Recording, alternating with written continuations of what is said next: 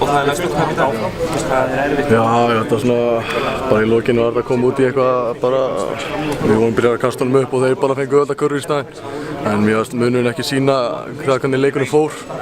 Við vorum virkilega flottir allan í öðrum leikunda og vonandi bara tökum við allt út af því og reynum að sitja í 40 mínútur.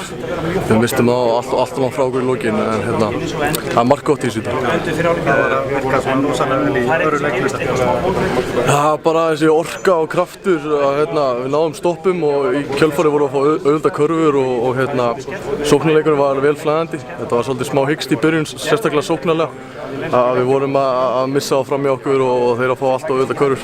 En leið og við fórum að spila okkar vörn og sem er algjör geðviki og fer mikil orka í það, þá vorum við að ná stoppum og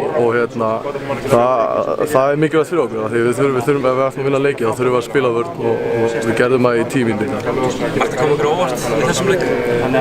Ekkert mikið sem kom okkur óvart kannski, þetta er náttúrulega hörkulið sem við vorum að spila á móti og allt einhverju leikmenn sem að spila hvort í NBA eða Euroleague, þannig að við vissum að þetta er erfitt og það er erfitt að brjóta svona marga góða leikmenn niður og þegar einn er ekki að hitta vel þá er það bara næsti og þeir áttu eiginlega of mörg voff fyrir okkur í dag. Laugardaginn Keflavík fyrir í dag á morgun sem er 12. laugardaginn. Það er svona meðal stuðningsmanna, þá er bara næst í verið að fara að tala skipta sig. Hvað gefur á það? Já, við höfum alveg sénst það á laugardaginn og ég persónulega á mikið inni. Ég fann mig ekki í dag og ætla að koma dýrvitlaus á laugardaginn og við eigum fleiri inni fannst mér í dag og leið og við stígum allir upp þá stilum við sér á laugardaginn. Sérstaklega sem þú hefur sjálfur viljað gert betur? Bara allt eiginlega. Ég var að tapa alltaf mörgum boltum og kannski svona þröngbonum fannst mér alltaf mikið í staðinn bara fyrir að þefa liðsfélaga mínu uppi eða búa að gera mér þetta aðeins auðveldara. En ég veit hvað ég þarf að laga og ég hef daginn á morgun til að hugsa þetta betur.